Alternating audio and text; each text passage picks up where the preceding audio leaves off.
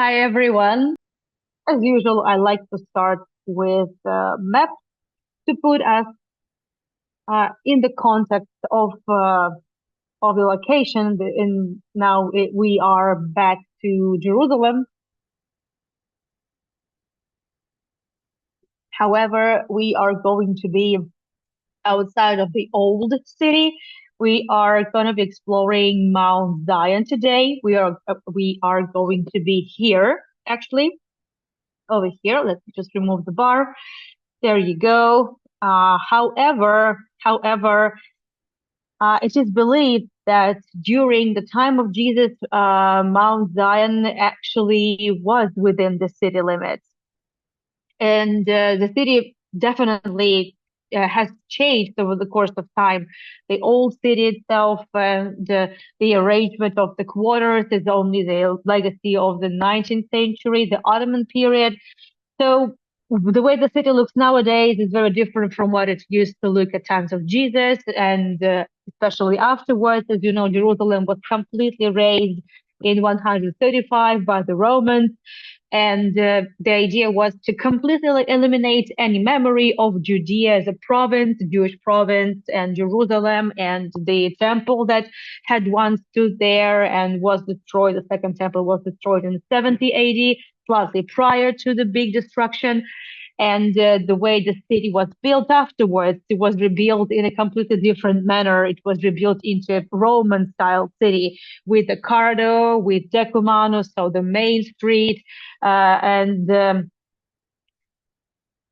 there's very little in the modern city, in the modern old city of Jerusalem, that actually can transport to the time of Jesus.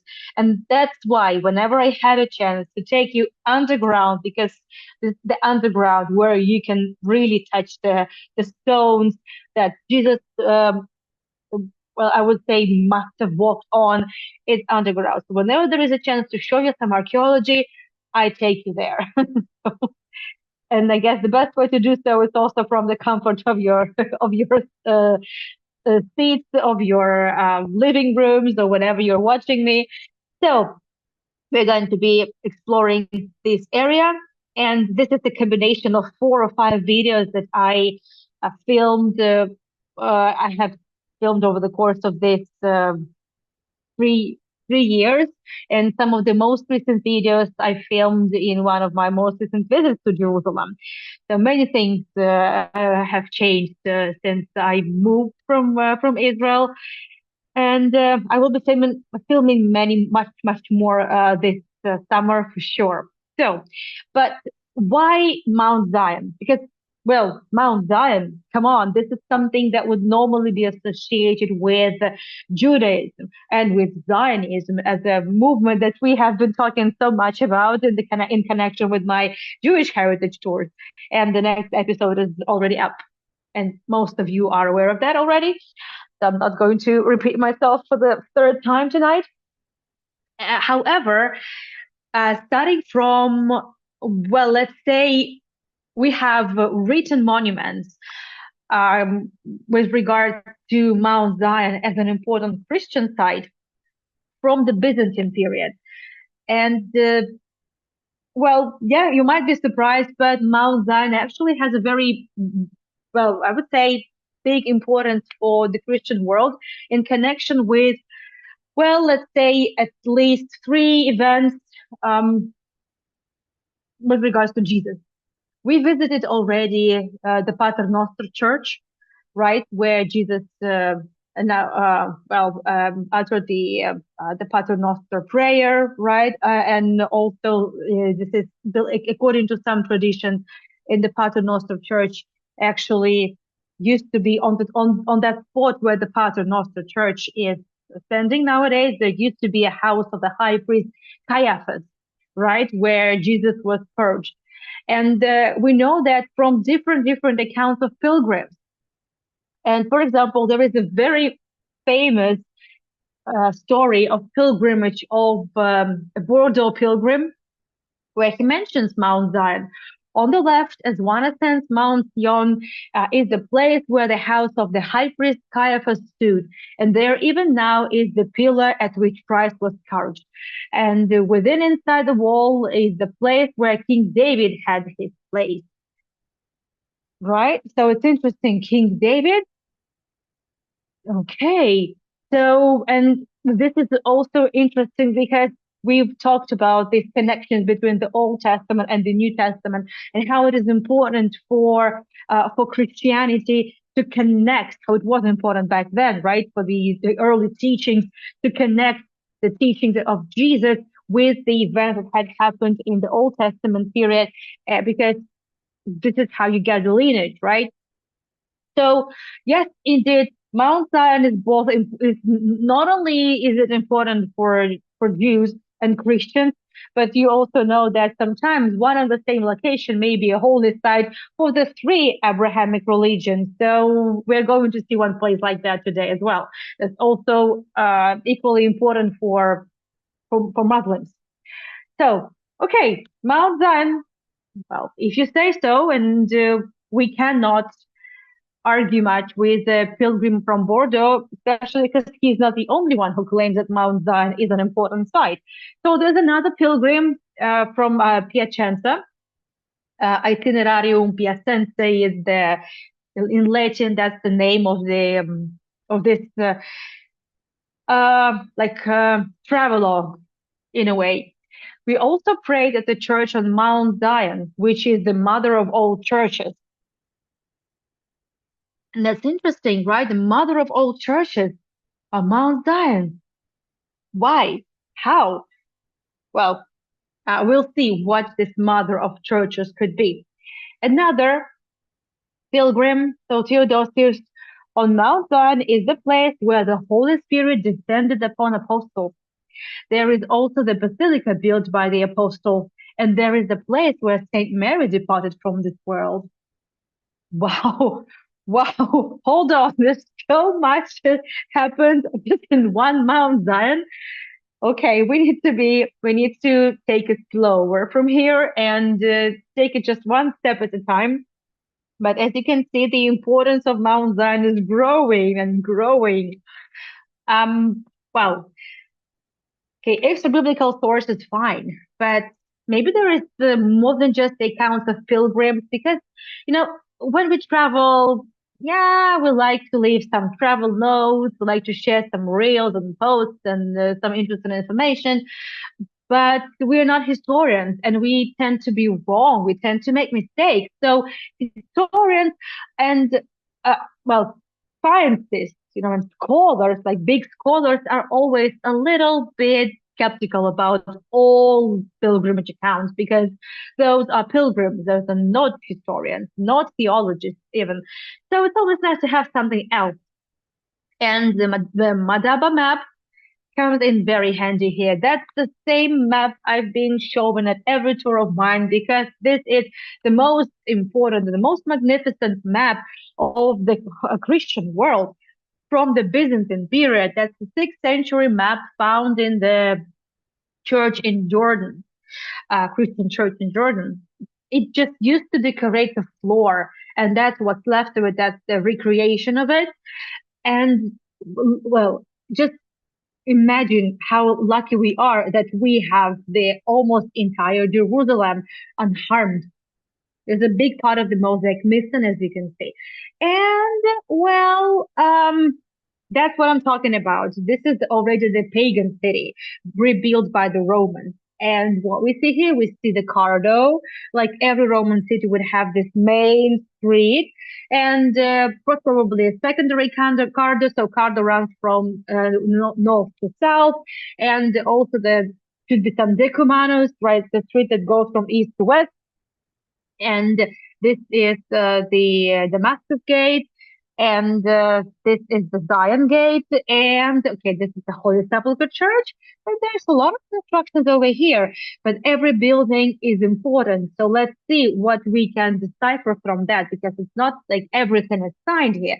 But the interpretation work has been done for us, and you can find the very detailed descriptions of Madaba map on Wikipedia. So I'm not going to impress you here.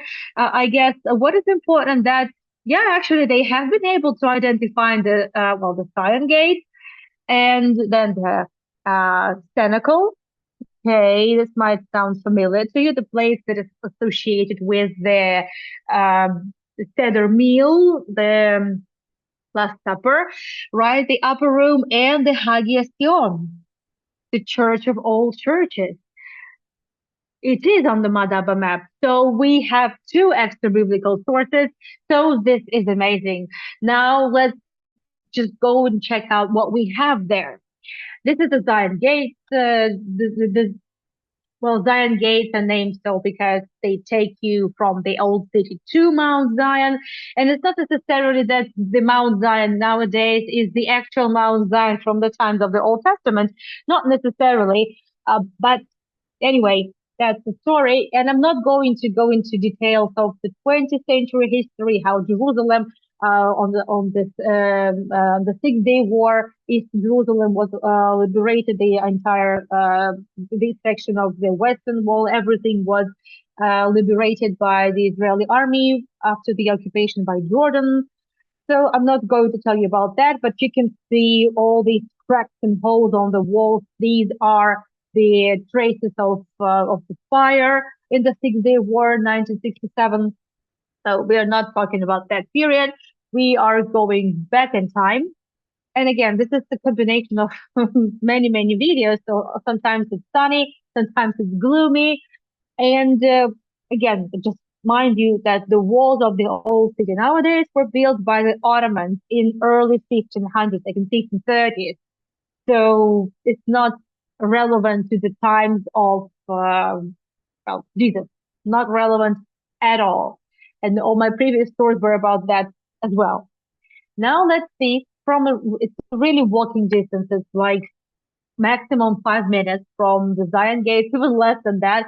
But on the corner, there is always a vendor with the fantastic Jerusalem bagel, bagel Yerushalmi, and I normally would stop there. So it would normally take me like 3 minutes and 3 minutes to munch on my bagel, and I can never finish it because it's enormous. So, but that's there. That's one of the most iconic views of Jerusalem to me. One of my most favorite places to be in Jerusalem, but it's outside of the old city. But I think it counts. That's the Dormition Abbey. That's a German Catholic site, by the way, that we're going to start with. So we already know that on Mount Zion, there are places according to the accounts of pilgrims, according to the Madaba map, there is a place associated with the Last Supper. There is a place associated with the descending of the Holy Spirit on the apostles. The place of the first church that the apostles built, which is like first century. And also the place where Mary died, but according to this tradition, Mary did not die, but she just fell asleep and then her spirit was taken up to heaven by Jesus. We're going to talk about it, but just look at this gorgeous building. It's one of my favorites out of all Jerusalem buildings. It's incredible, incredible. It was built by one of the members of the German community, the German colony. And you know how I love German colonies in the Holy Land. And not only, we also have some in Georgia. It's just been always a great, it's always been a great interest of mine. And, oh, I'm not even going there. So it was built by Theodore Zandel. Unfortunately, there are not so many buildings that we can find in the old city per se, but there is some legacy of him for sure in other areas as well as all across the Holy Land where the German colonies were, and not only. And that's the Greek Orthodox monastery over here. That's the view from, that's the view from the, well, let's say, the area of the first train station, a little bit, a little bit from there. I'm just trying to connect it with some other sites that I showed you on my tours, and I think this probably will, it can make sense to you. But anyway, let's see some old photographs. This building was constructed in the late 19th century, and uh, it's one of the dominants for sure. It dominates the skyline of Jerusalem, and it's massive. And a massive place like that should clearly indicate, mark, and worship some really big event. And indeed, this church actually commemorates two important events, both the Pentecost and the Dormition, the Assumption of Mary. So the church is called the Dormition. It's the Abbey, it's Dormition Abbey. And unfortunately, starting from the pandemic period and up until like recently, like half a year ago, the church reopened. It was on renovations and restoration, and I was never really able to visit it while I lived in Jerusalem. I mean, in Israel, but I was able to visit it in one of my recent, actually twice, one of my recent visits. So I have some videos from the outside, and also we have some videos from the inside as well. I've only been there twice and very short visits, but we have everything we need. Isn't it remarkable architecture? So Romanesque style. And also they paid great attention to the architectural legacy, archaeological legacy. That's because everywhere you are in Jerusalem, be it within the old city or outside of the old city, it's quite likely, it's like 200% probability that there had been something built before you.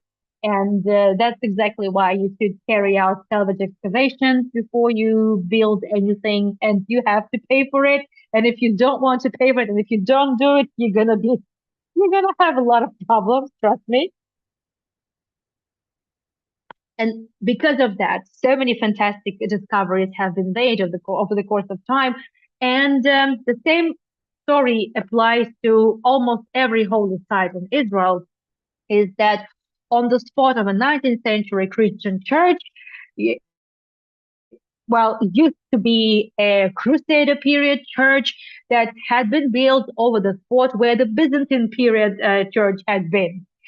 And when it gets to Byzantine churches, Byzantine holy sites, more often than not, they relied, when identifying places, they relied on some oral tradition or some very secret knowledge passed from Christian to Christian, because up until the collapse of the Roman Empire, um, Christianity was persecuted.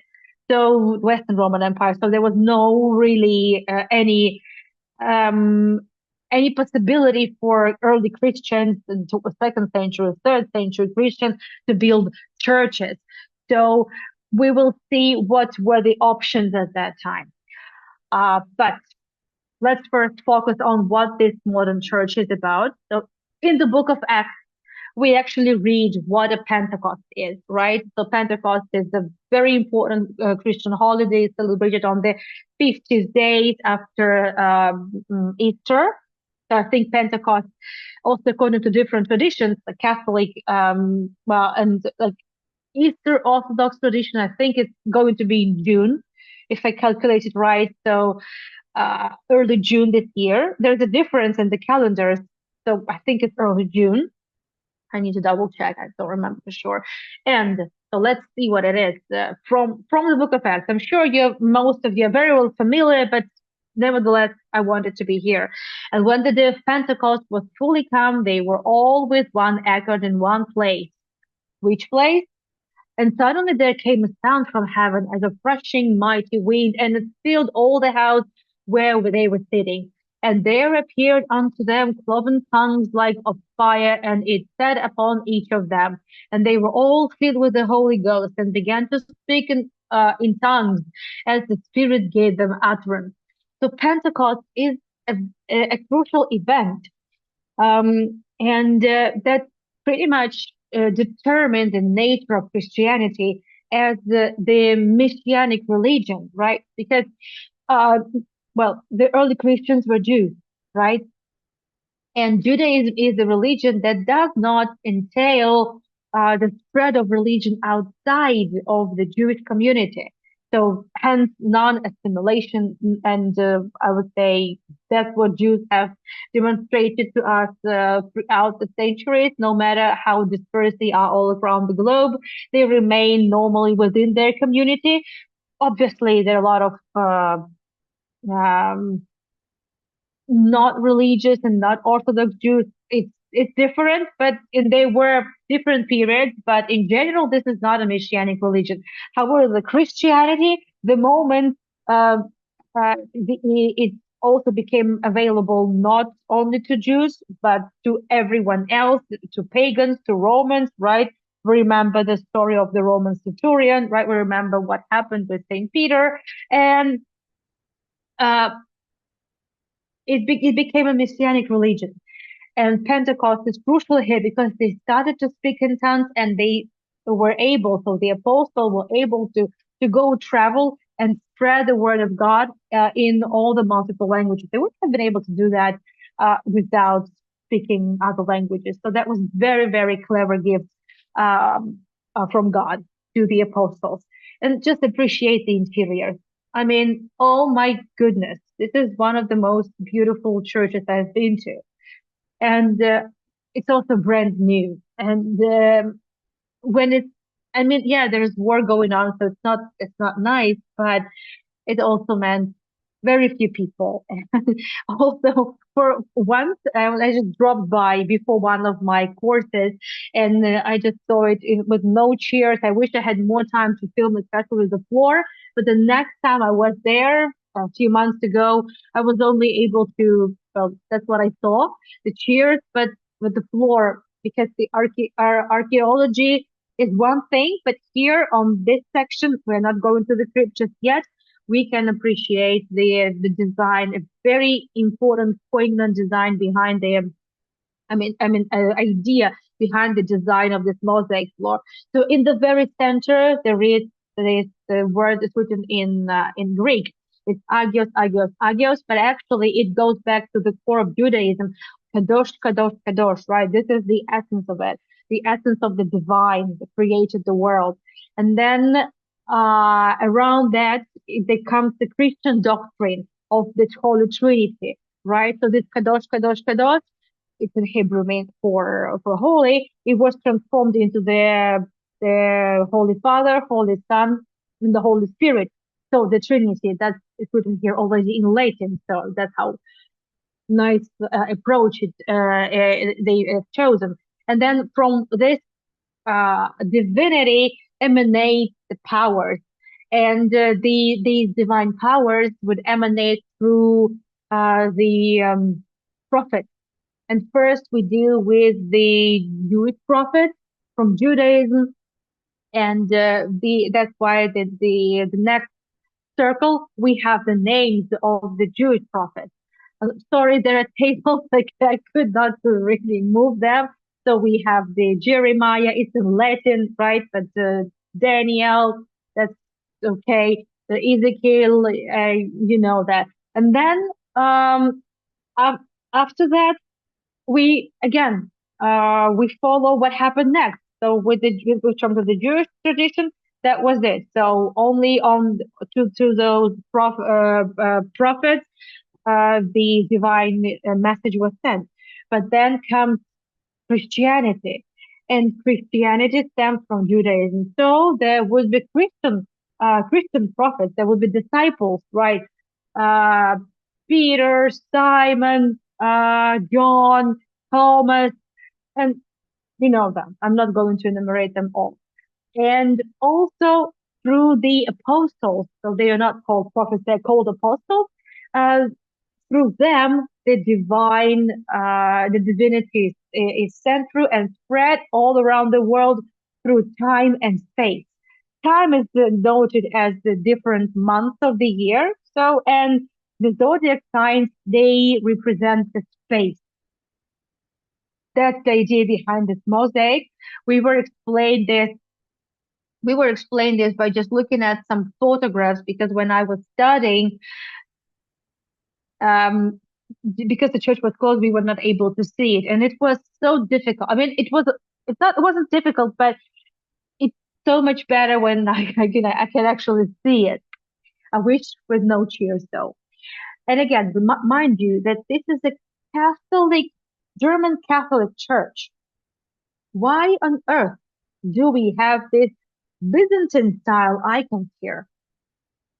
This is clearly Byzantine style decoration because this is how the church, the Catholics want to show the connection, right? The lineage from the Byzantine church that had been here, had been standing here on this very plot of land. So there is not much of an archaeology. Actually, when I was there, I did not feel that place. Actually, I was not really aware of it, but I should have been aware of it. So that's a bit of a bummer. But actually, on the ground floor, they well, on your way to the minus first floor to the restrooms, there is a small section. And since I didn't go to the toilet, I didn't see it. So I would have seen it, sure. So that there is a small section. My colleague told me it's behind, well, kind of some bars there, and there they show the findings, the ruins of a Crusader period church. So all those stones were found on this very territory, and so the Crusaders must have based their church on the Byzantine side. It works almost in all cases. Also here in this niches, you see the gifts and altars of different German provinces, and um, also underground there will be the same thing. They're all designed in a different way, in different ways, and they're from different lands of Germany. This one is I was able to recognize. So this is from Bavaria, from Bayern. Yeah, that's Bavaria, and the rest uh, I just don't know the symbols of the lands of Germany. And from here also you can go to the ground floor and crypt, right? So the crypt is better. It's not an underground floor, so the crypt. And mind you, the place commemorates two events: the Pentecost and also the Assumption of Mary. So here, what we see is the Sleeping Mary. There is no synoptic gospel that describes this event. And there are also other traditions. Well, there is a tradition that Mary did not actually die in the Holy Land. In Turkey, there is a place associated with the tomb of Mary. Some of you might have been there. That's one of the traditions. I have been there. I wish I had a video. I don't. I was there a long time ago. It's another tradition, but uh, how she died, it's we don't know. It's not really interpreted and explained to us in the Synoptic Gospels, but the tradition has it that Mary just fell asleep. It was the very deep dream that she had, and during that sleep, Mary's soul ascended. Jesus came down, and the soul left the body, and Jesus took it to heaven. And this is how mother and son were together again. And again, um, there is well, okay, there's no really a synoptic gospel, but there is a fifth century source that at least has this tradition set in writing. It's not like it's something that is seen unapologetically, but this is at least some written monument that we have at our disposal. So let me read it out to you. And behold, the great multitude of angels came, and there was the voice of unseen beings saying, Blessed are you among women, for though your salvation has come to all mankind, and now you shall be taken up to the heavenly places, where you shall reign with the King forever. That's all with regards to Mary's passing. And so another passage is just keeping some of them. Then the Lord said to his mother, Come, my beloved one, enter into the joy of eternal life. And immediately she gave up her spirit into the hands of her son. And the apostles beheld how her soul, full of light, was taken by Christ into the heights of heaven. So this was just a tradition that was put into writing, and we can we can they added it to this as to any account of the pilgrim. It's not, let's say, it's not seen as, I would say, as a reliable source, right? It's just one of the accounts. Let's put it like that. And since we know that at least ever since the Byzantine period, there is an understanding that this happened on Mount Zion. Well, we are inclined to think that this, well, not we, the tradition inclines to think that this is where this place had been. And also, it's quite an interesting mosaic here. All around Jesus are eight women. These are the women of the Old Testament. All these women, and that's exactly what's also written about all the women, the salvation and the appreciation of. Well, I think I'm sure you can recognize Judith there. It's again, this is the way to connect the Old Testament and the New Testament, and exactly that episode when when the Spirit uh, showed appreciation to Mary and how she deserved to be taken to heaven and enjoy the eternal life. Again, it just connects her and puts her in one row with the great Jewish women and Jewish women prophets as well. That's that is the case. Also here in the church, you can see, as I told you, there is always some connection with the previous archaeology. What you see here is the columns that are, um, well, some columns would resemble the Byzantine period architecture. Some columns would resemble the Crusader period architecture. It's not the coping of period architecture, but this is to show lineage. Um, it's 19th century architecture, obviously, so the late 19th century. It's not something that would copy the previous sites, and we don't really know how the previous churches have looked like. And this is the Pentecost. This is the icon they showing the event of the Pentecost. And you can see the fire coming down on the apostles, on the 12 apostles, and well, that's exactly the episode. What is written there is from the Proverbs in Latin. So ages ago, I was set up at the first before the beginning of the earth. When there were no deaths, I was brought forth. When there were no springs abounding with water, before the mountains had been shaped, before the hills, I was brought forth. So this is just a quote from the Proverbs.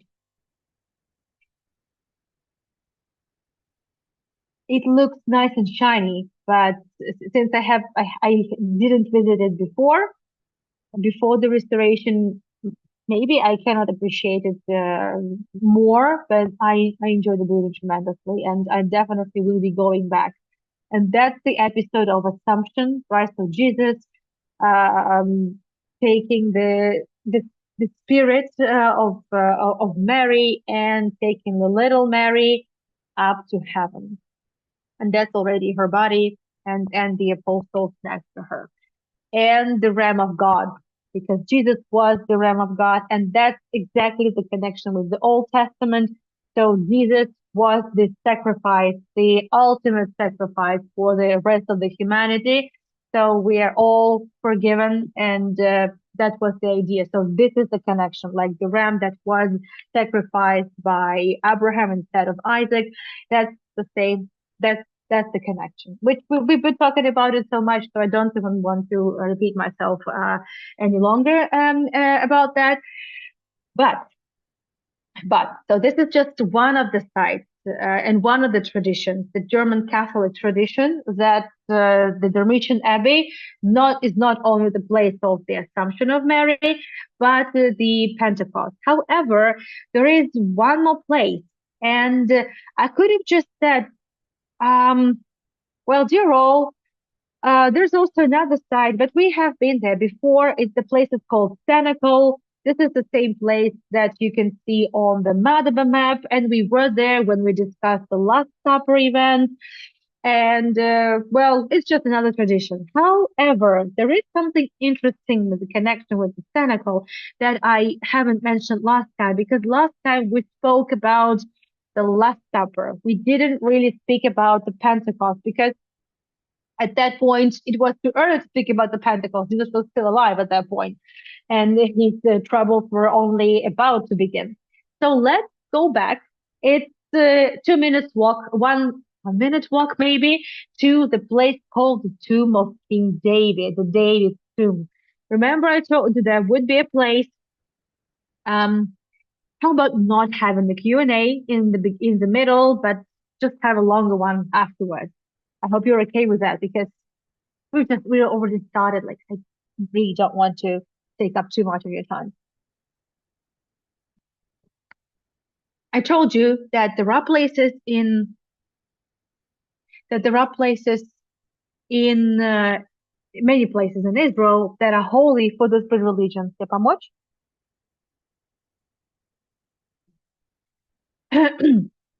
Okay, so sorry, got distracted a little bit by Grisha. And that's exactly the place. So we are in the complex. It's called the King David Tomb, and King David is also revered in Islam as a prophet, and King Nabi Dawood. That's the way it's called in Arabic. And Jesus was even from the house of David. So this place is important for everyone. So according to the tradition, David Amelech is buried here. However, we know that he was buried in the city of David, which is far from Mount Zion. But there is also a belief that for the security purposes, the David's body was moved. And according to one of the traditions, it was moved to Mount Zion. Okay, but we also know that in the same compound, there is a place called the upper room. This doesn't really check, right? It just doesn't check. It never, sometimes it almost never really checks unless you are given some proper narrative and you are helped connect the dots. So let me try to do this for you. Again, thank you so much, holylandsite.com. This is where I take a lot of infographics because I just don't have time and money and effort to work on the infographics. So just giving them all the credit. So that's what it looks like in the Tomb of King David, and it's interesting. So the whole compound was actually built in the Ottoman times, but as it normally happens, well, there had always been something in this area because Jerusalem had been a thriving city. So, actually, according to some scholars, and this is quite a recent discovery, or at least they have come to terms quite recently, not unanimously, not the entire scholarly community agrees on that, but many do, that actually within the building of this compound from the Ottoman times, there are interesting elements of architecture that look like a synagogue, but not entirely. And the stones are different in size and in the way they were processed. So, and the stones, for example, the stones here look, they're much bigger and they're a lot more regular. They very much resemble the Herodian stones.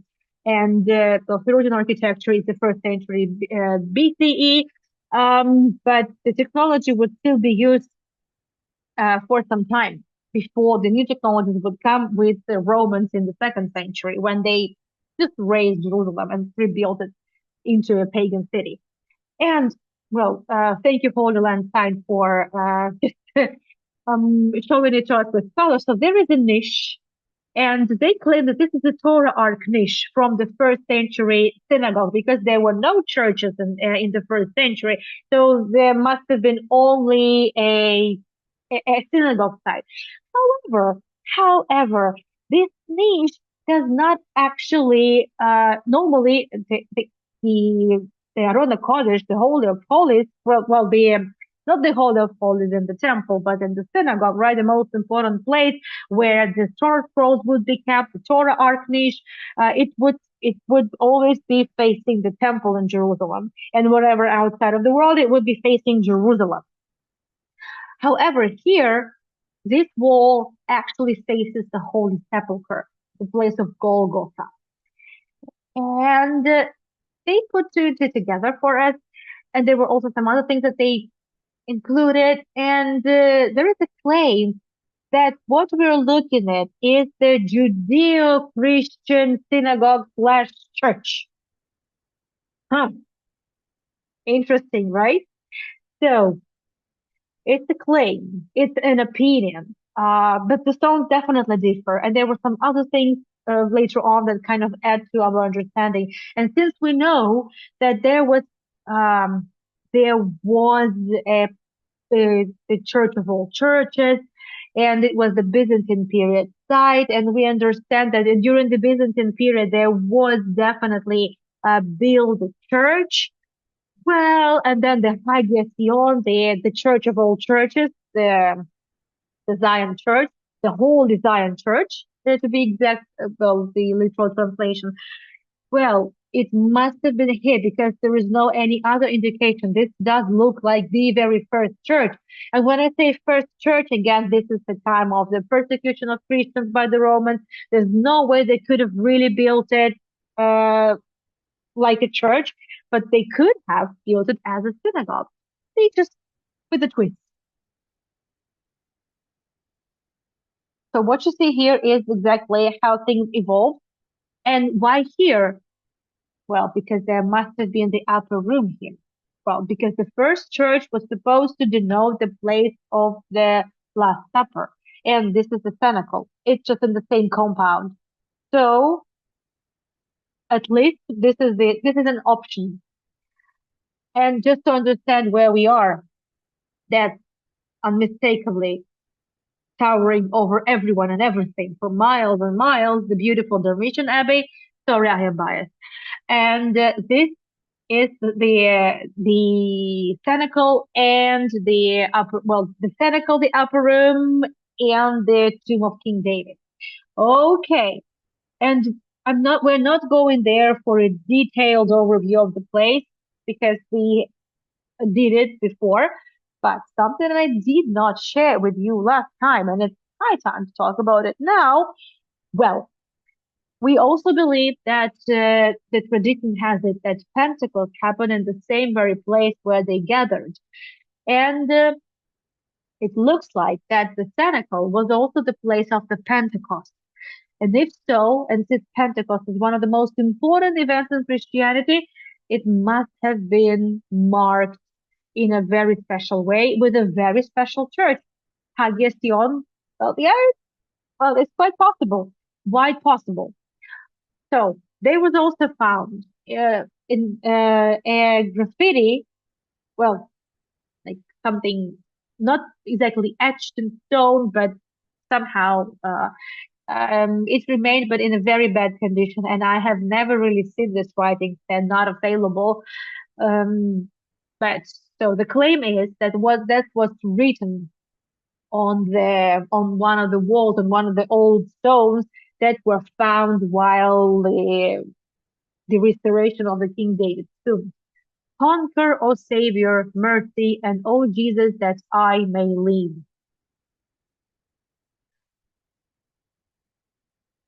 Well, that means something. We know of some more places, holy sites, long with long traditions going back to Byzantine period that indeed There there have been found some of the graffitis, like in the Holy Sepulchre Church, in the Armenian chapel. There is a room with the second, allegedly second century, maybe end of the first century graffiti with a bow saying, "Lord, we have arrived." That's quite possible because that's what they had. They couldn't build a church. They could not really speak about the place of Christian worship. They had to hide it. They had to all sweep it undercover and be very quiet about everything. But we know that since the very beginning, there was a massive pilgrimage. There was a massive following of Jesus, and that this site would be just all this information would be passed down in generations, just just like that.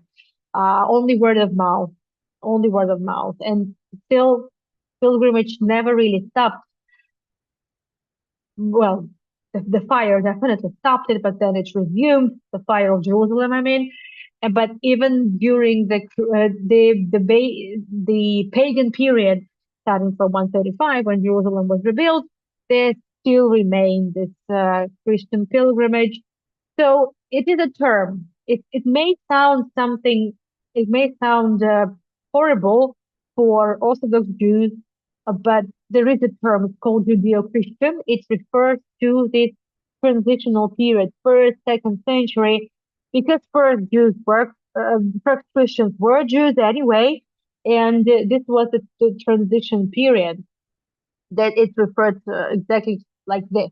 And when the Byzantine Empire was established and when Constantine recognized Christianity, well, that's that was no longer the case. So let's speak about the cenacle, what we know about it. Obviously, the place we see nowadays, it doesn't look the same way it looked back then. Obviously not, but so in the Luke we read, as you enter the city, a man carrying a jar of water will meet you. Follow him to the house that he enters and say to the owner of the house, the teacher asks where is the guest room where I may eat the Passover with my disciples. He will show you a large upper room all furnished. Make preparations there. So we're talking about Passover, and for Passover, Jews from all over the world were supposed to come for pilgrimage to Jerusalem. So it's like being in any tourist place during a very important event. Everything is overbooked, not a single table available at the restaurant. All the hotels are booked, no place to stay. So they really had to know someone to pull the strings. So Jesus instructed them how to prepare for the Seder meal. That that's so that's all we know. Just an upper room. It had to be just immediately outside. Well, it just had to be somewhere within the old city limits, um and from then on we know that Jesus would be on his way outside of the old city to the Mount of Olives, and that was already even now it is still out. It's outside of the city limits, obviously, old city limits. I mean, so let's see what we have here. Architecture it's very complex, very complex. The wall it's definitely Crusader. It's the vaulted arches. That's regard from the Crusaders for us. However, there is also something interesting that looks like a little bit reminds us of a mosque. Well, because of the surah from Quran, because of the Qibla.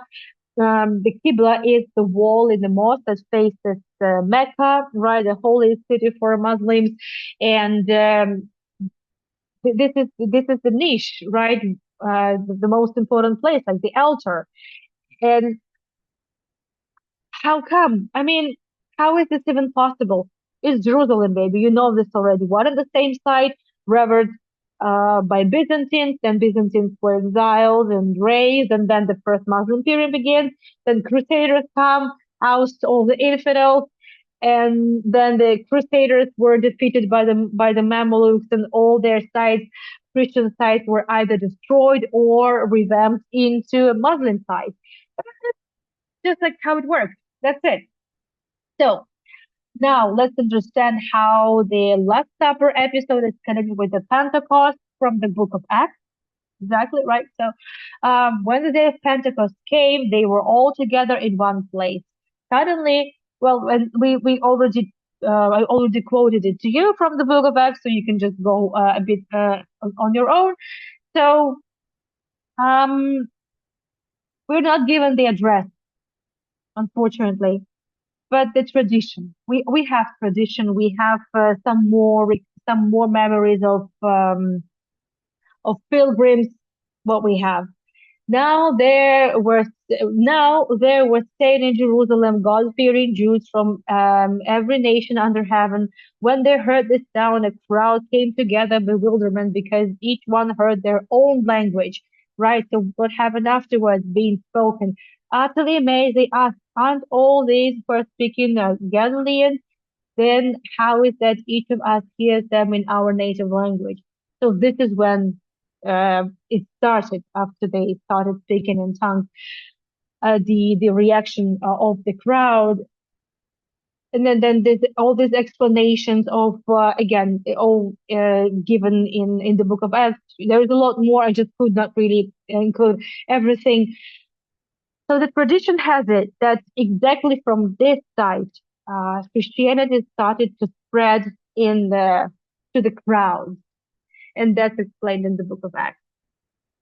And because this is such a revered site, because this is a key point, a turning point in Christianity, so it is because of that the Hagia Sion Church was built, and it is believed, according to what had been found, and also what from what you have seen in the Madaba map, it was somewhere here. And obviously, Hagia Sion is the Byzantine period church, and definitely to build the Hagia Sion, there had to be some site marking these events. That's the reason why Hagia Sion was built not, let's say, not next to the Holy Sepulchre Church, because the resurrection is a key event for Christianity as a religion that just is about to be spread outside of the small Jewish community. The Pentecost is more important, and hence the Hagia Sion Church was built, and we see it on the Madaba map. And what we have here is as I said, the entire compound, the way it looks nowadays. This is the work of the Crusaders, sorry, the Ottomans. From the Crusaders, we have the quite a heritage with beautiful arches. When the Muslims came, they did not destroy the site, but they converted it to a mosque, and the mihrab is quite characteristic with characteristic decoration, so you cannot confuse it with anything else. You cannot confuse it with the Torah Ark, nothing like that. However, as you can see, different religions definitely bear so much resemblance. Well, because they stem from one and the same religion anyway. And so you can't expect to be the place, obviously, because of the changes, and it's the second floor, and we know that there were a lot of stones added in the Ottoman period, because the place was only partially preserved, and there is no way to tell how much has been destroyed and where the rest of the stones are. We don't have this information. So, but it is claimed that it's exactly on this site where all these events happen. And the site, that's what matters. And it regardless, I've seen people when we were studying, I visited the Botanical, I guess, 5 times at least. And I saw people crying. And so this is just, I showed you once again. We visited the roof, so I'm not even going to repeat myself, but I really like the way it looks here. We see a slightly deformed minaret because we have just seen the mosque. And next to it, we see a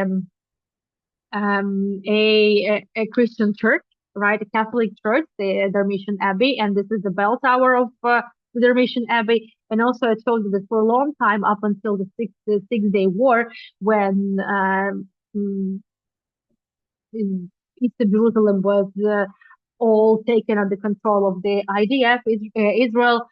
For a long time, this was the closest Jews could get to the Temple Mount. And it's well, from there they could see it. They had because they had to be elevated to be able to see that. And as a just a bonus for those who endured me for this entire hour and also the other hours before that, a bonus. I haven't been inside. I only found photos online from the blog of one of the tour guides, and it's a tradition. It's not a, I mean, it's not a tradition. So you must remember, I showed you the photograph. Um, there is on Mount Zion. There's also a Greek Orthodox compound, and that's the soccer field. This land also belongs to the Greek Orthodox. And there is an interesting site. It's always closed. I crossed the site. This is one of the ways. This is one of the roads to go to the 19th century Jerusalem. Okay, no problem. But I've always just passed this thing by, and I really never really cared what's inside. I mean, it doesn't really look welcoming. It's all cars and it's always closed. But apparently, there is an understanding that, well, that um, according to Greek Orthodox tradition, this could be the place of gathering, and this could be the very, very first Judeo-Christian place of gathering. It looks like a mikveh. It looks like an important mikveh. As you can see, there is a division. You know, mikveh is the pure spiritual purification font, and so you enter it and impure, and and you leave it already purified. So you cannot touch anything on your way. Well, I mean, you cannot touch anyone impure, so that's why there would be certain steps, and there is even a division. And maybe it's quite a special mikveh. It's quite big, so maybe because of the proximity and because it's on the Mount Zion, we know that the house of, according to one tradition, the house of Caiaphas, the high priest, was on Mount Zion. Maybe this was kind of a VIP kind of mikveh.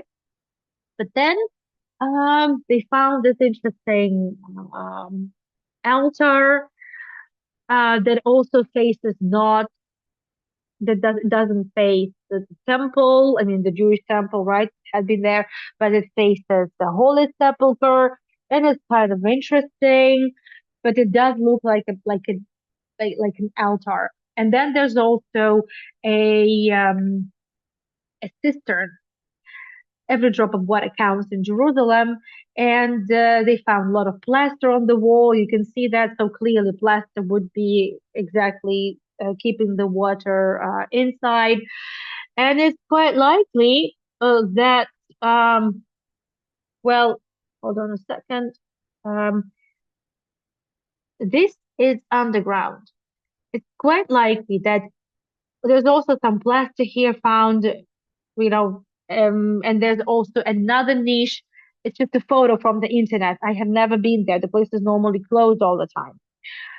Um, and some archaeologists and scholars claim that the niches were made afterwards. So first it was a mikveh, then there was no need for a mikveh. It was used as a water source, as a cistern to keep water, and then within that cistern they just decided not to use it as a cistern, or like part of it was used to store water, but then there was this niches carved out, and they are clandestine. So they are hidden, they're underground.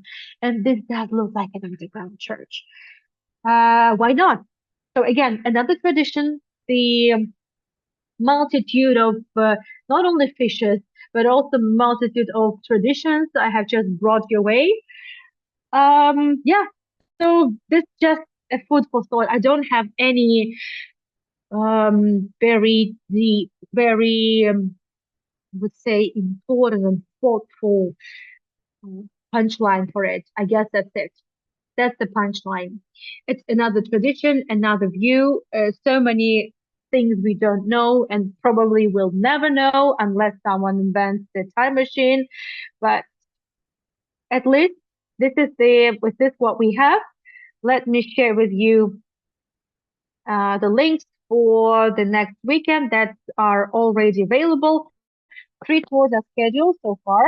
Here are the links to my website, and for some reason, I don't know why the links for the tours have not been copied. I will try once again. Yeah, there you go.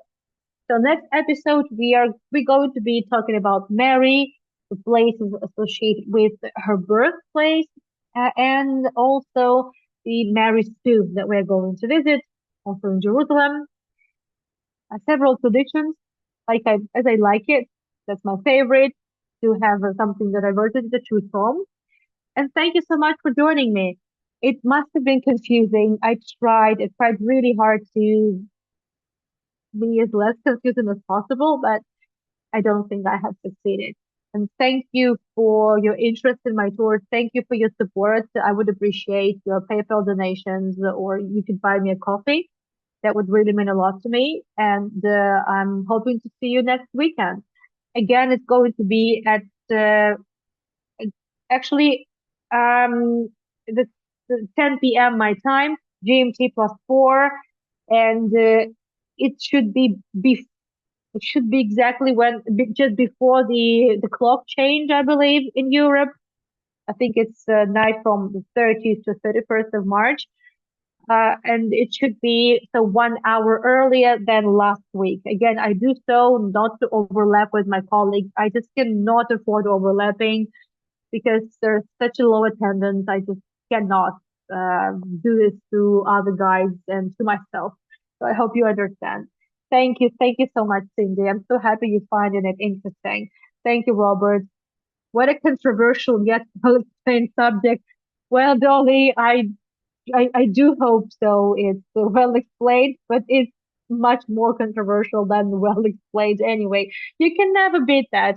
Yes, and Jerusalem is yeah, it's a difficult not to crack for sure. Yeah. Thank you so much. Thank you. You have no idea what it means to me to be able to talk about all these things for me it's the best guide for sure. Yes, the city is a mystery, and that's why it's so special. And I missed the Dormition Abbey. I'm going to see it next time I go to Jerusalem in May, definitely. And hopefully there won't be these tears, so I will be able to film the entire mosaic. But how can I hope for that? I cannot rely on that. Thank you, everyone. I will see you next weekend. I will be scheduling new tours. I will be sharing new recordings.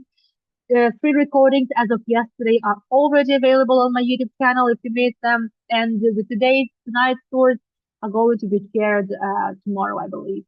Thank you so much. Thank you for everything, and I'll see you. Bye bye.